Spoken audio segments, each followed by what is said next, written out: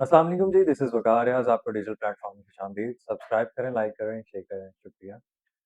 अमेरिकी सदर Donald Trump का अपने मुल्क को, पेंटागन को, अपने साइंसदानों को, अपने जोहरी तजर्बात के लिए एटमी अब ये ब मुसलसल बात आ रही थी कि भई दूसरे मुल्क बना रहे हैं, तो ये किस तरफ जा रही है ये बात कि दूसरे मुल्क बनाएँ तो हम ना बनाएँ?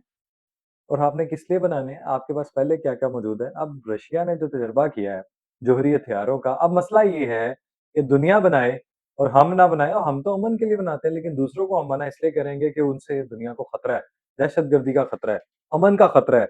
अच्छा, ईरान काम करेगा तो ईरान जो है उससे इसराइल को खतरा है और अमेरिका करेगा तो उसे दुनिया को खतरा नहीं है। वहाँ पे चीन के साथ माहदा हुआ है, वो बड़ा देर का और बड़ा खुशाइन है और वो भई हम तो चाहते हैं कि दुश्मनियाँ ना हो, वर्ल्ड वार ना हो। लेकिन जो आप अंदिया दे रहे हैं ज़ेरे ज़मीन एटमी तजर्बात का और वेनेज़ुएला पे हमला नहीं करना, तो किस लिए करना है जनाब आपने? तो वेनेज़ुएला को आपने फिर क्या करना है, जो आप अभी तक उसके साथ जो करते आए हैं, जो आप कोलंबिया के साथ करते आ रहे हैं, जो आप साउथ स्टेट्स के साथ करते आ रहे हैं, जो आप उनकी स्टेबिलिटी को जो है वो हमेशा टारगेट करते हैं, जो उनकी सोवरेनिटी को टारगेट करते हैं, आपको पसंदीदा शख्स करार दिया जाना चाहिए। आप जो है वो दुनिया में अमन के नोबेल प्राइज़ के हकदार हैं। 8 जंगें आपने रुकवा दी हैं, लाखों लोगों की जानें बचा ली हैं। तो ये जनाब ये तजुर्बात, ये धमाके, एटमी, जोहरी हथियार, मिसाइल ये फिर किस लिए हैं? सवाल तो है ना फिर कि आपका जनाब टारगेट क्या है? फिर सॉफ्ट टारगेट तो आपकी अपनी रियासतों में से जो है, आप तो कनाडा के साथ भी नहीं चल रहे। आप उनसे भी चाहते हैं कि वो आपका हिस्सा हो जाए, ज़ाम हो जाए और बहुत से लोग हैं, जो उसमें शायद आपके हक में भी बैठते हों। खैर अमेरिका ने, ट्रंप ने अपने जो है वो एटमी हथियार बढ़ाने, जोहरी हथियार बढ़ाने का वो एक अमन मुआहदे के तहत है, वो एक अमन का पैगाम देता है, इनके अगर तजुर्बात हैं। तो खैर दूसरी तरफ ज़रा ध्यान दे दें कि जिस इसराइल को आप बचा रहे हैं अभी तक वहाँ पे जो है वो मैसेकर जारी है और वही फ़लस्तीन के लिए अभी भी जो है वो अब जो खिलाफ वर्जियाँ हो रही हैं, वो हो रही हैं, अभी भी हो रही हैं। तो उसके लिए मुस्लिम ममालिक ने जो है वो पीर के दिन जो है वो इजलास है क्योंकि एक टास्क फ़ोर्स हो, जो इसकी प्रोटेक्शन के लिए हो, जो मुस्लिम ममालिक जैसे कतर शामिल है, सऊदी अरब शामिल है, पाकिस्तान शामिल है, तुर्किया ने ऑफ़र किया हुआ है और भी दीगर मुस्लिम ममालिक हैं। तो इस गज़ा अमन मुआहदे के लिए मरहले पर अमल दरामद के लिए अरब और मुस्लिम ममालिक का इजलास पीर को होगा। अभी तक जो मामलात आ रहे हैं आ चुके गिलगित-बल्तिस्तान जो है वो पाकिस्तान की शान, आन और पाकिस्तान ही है और ये भारत को एक करारा जवाब है कि जनाब जो कहते हैं कि बलूचिस्तान भी अलग, गिलगित-बल्तिस्तान बीकेपी अलग, फलाँ कर दें, इसको अलहदा कर दो, उसको अलहदा कर दो, साउथ पंजाब अलहदा कर दो, फलाँ कर दो और वो दहशतगर्द जो हैं वो तंज़ीमें जो हैं उनको स्पॉन्सर करते हैं। उनकी प्रॉक्सीज़ जिनके साथ हमारा मुआहदा चल रहा है, उम्मीद तो है हम कहते हैं कि हो जाए मुआहदा, ना हो अमन मुआहदा और अगर आपने दहशतगर्दी पे काबू नहीं पाना और अगर आपकी सरज़मीन दरअंदाज़ी होती रहेगी और अगर आपने दहशतगर्दी कार्रवाइयाँ जारी रखनी हैं, तो फिर केपी वाले आपके साथ हो सकते हैं, पाकिस्तानी आपके साथ नहीं हो सकते और केपी में भी सारे गैरतमंद और जो भाई हैं हमारे, वो आपके साथ नहीं हैं। अफरीदी साहब को जनाब ये गुज़ारिश है और याद भी करवा दें कि ये जो है ना ये एग्रेसिव, एरोगेंस और शिद्दत पसंदी, एक्सट्रीमिज़्म, फलाँ मार दें, मार दो वाली पॉलिसी नहीं चलेगी, आपका लीडर जेल में है। आपको नहीं पता उसके जो है वो उसकी जो कितनी चीज़ें जो हैं वो आपने करके क्या देख लिया? आप उसके नक्शे कदम पे चलना चाहते हैं, चलें, अंजाम आपके सामने है। आप किस मुँह से कहते हैं जनाब ऑपरेशन नहीं होने देंगे, उनसे मुज़ाकरात करें। अच्छा चलें, अकल वो देर से किसी ने अक्लमंद ने किसी पे अमल करते हुए सुहेल अफरीदी साहब ने भी इजलास रखा हुआ है 3 नवंबर को। वो इसीलिए रखा हुआ है कि जनाब वो अमन मुआहदे के लिए सियासी सूरत-ए-हाल के लिए यार सारे स्टेक होल्डर्स को लेके चलना पड़ेगा। ये उनके दिमाग में पल्ले नहीं पड़ रहा था, मार दूँगा मैं इश्क इमरान में मारा जाऊँगा, फलाँ कर दूँगा, ये कर दूँगा।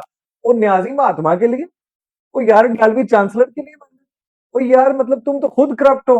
मतलब तुम्हारे ऊपर पर्चे क्या तुम्हारी वीडियो एक सामने आई थी मेरे रिपोर्टेडली वो जो सामने जिसमें आप जनाब वो 26 नवंबर भी शामिल है, 9 मई भी शामिल है।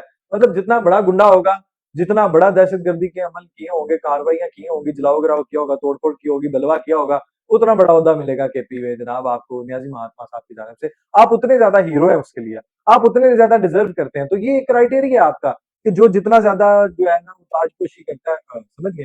तो जितना ज़्यादा जनाब वो नियाज़ी महात्मा साहब को खुश करने की कोशिश करता है, इश्क़ इमरान में वो उसको फिर वज़ीर-ए-आला बनाना लाज़िम हो जाता है, फ़र्ज़ हो जाता है। खैर अमन की कोशिशों, काविशों में हम सारे साथ हैं। लेकिन अगर आपने कहा, अगर आपने ये सोचा, अगर आपने ये मान लिया कि भई हम जो हैं वही हैं, तो फिर वफ़ाक तो कर ही रही है, फ़ौज तो कर ही रही है, इंटेलिजेंस ऑपरेशन तो हो ही रहे हैं। फिर सारों का मलिया-मेट करेंगे, इनकी प्रॉक्सीज़ को मलिया-मेट करेंगे। यही कर रहे हैं और यही करते रहेंगे आखिर तक, जब तक इनका स्पॉन्सर्ड याफ्ता फितनल खारिज, फितनल हिंदुस्तान को हम जन्म हासिल नहीं कर देते। खैर, दूसरी बात जनाब आपसे ये शेयर कर दूं कि ब्लैक लोग बड़ा ये करते थे ना, गिलगित बल्तिस्तान के सीएम का भी पैगाम सुन लें। और आज डोगरा से आजादी का दिन है, भारत को जो है ना वो नाको चने चबवाए हुए हैं, मुंह तोड़ जवाब दिया है और मुंह तोड़ जवाब देंगे। और इस बार जो है वो फिर खुली जाएंगे ऑब्वियसली। फिर आप मिन्नतें तरले करवा लें, अमेरिका से पाँव पाड़ लें, अल्लाह बचा लें हमें, तो ये पूरी दुनिया ने आपको देखा, तो फिर कौन कदमों में जाके गिरा, किसने कहा कि इनसे जैसे अफगानिस्तान ने कहा कि भाई जंग बंद करा दें आपकी मेहरबानी, इसी तरह जो है वो भारतीय सूरमा जो अपने आप को पता नहीं क्या समझते हैं, वो भी भागे भागे गए अमेरिका से। प्लीज एक बार माफी दिलवा दो, एक बार माफी दिलवा दो। तो इस मौके पे हम कायम है।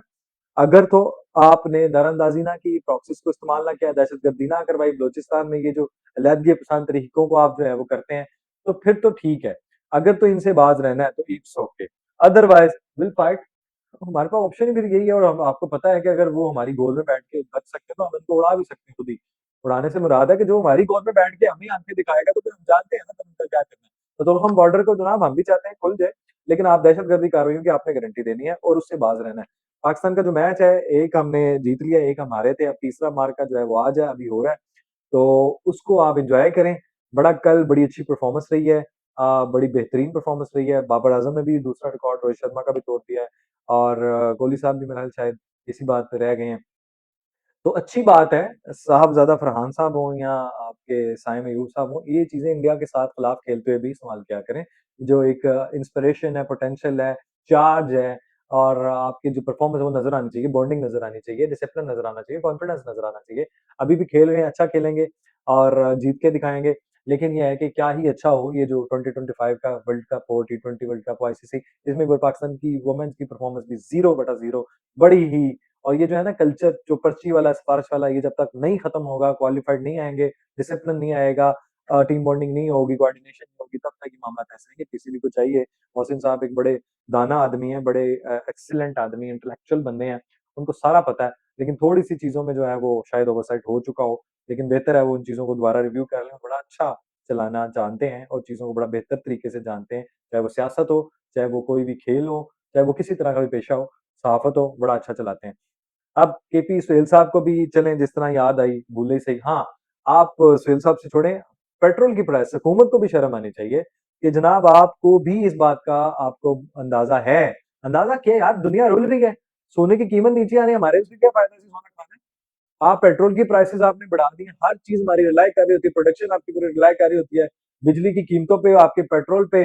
और जैसे ही बढ़ती है तो हर बंदा कहता है पेट्रोल बढ़ गया जी, पेट्रोल बढ़ गया। हर ज़रिए जो आपकी डेली जो यूसेज की चीज़ें हैं, सारी हाउस होल्ड की हैं, वो सारा पैसा जो है आता है पेट्रोल से। आप लेवी चार्ज करते हैं, पहले ही ऑलरेडी हम इतने पैसे जो है पे कर रहे हैं, पेट्रोल की प्राइसेज़ पहले से ज़्यादा है। ऊपर से ज़िंदगी आपने अजीरन बनाई हुई है, आलूदगी आपसे कंट्रोल नहीं हो रही है, वो भी हमारा कसूर है।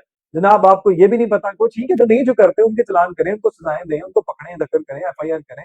लेकिन ये क्या तरीका है यार कि सारी अवाम को आप कह रहे हैं यही मास्क यूज करना पड़ेगा, मास्क लगाएं, फलां कर दें, क्वालिटी इंडेक्स वर्क करते हैं, आपको ऑक्सीजन का सिलेंडर घर में रखना पड़ेगा, ये रिक्वायरमेंट हो जाएगी।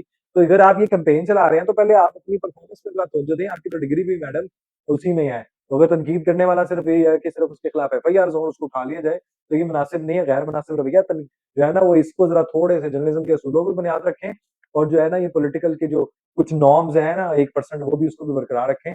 वहाँ पे सिर्फ हमने ठेका नहीं लिया हुआ हर चीज़ का, जनाब सारे जो है ना मलबा हम पे डाल दिया जाए, ये मुनासिब नहीं है और ये गलत बात है। और देखें जो प्रॉब्लम्स आ रही हैं उनको सरकार का ये फर्ज होता है, सरकार का ये काम है कि वो उनको चीज़ों को ठीक करे, बेहतर करे, ना कि सारा मलबा जो है अवाम पे डाल दे। अवाम में भी दुरुस्ती होनी चाहिए, अवाम को भी कैंपेन दें, अवाम में भी अवेयरनेस लाएँ, लेकिन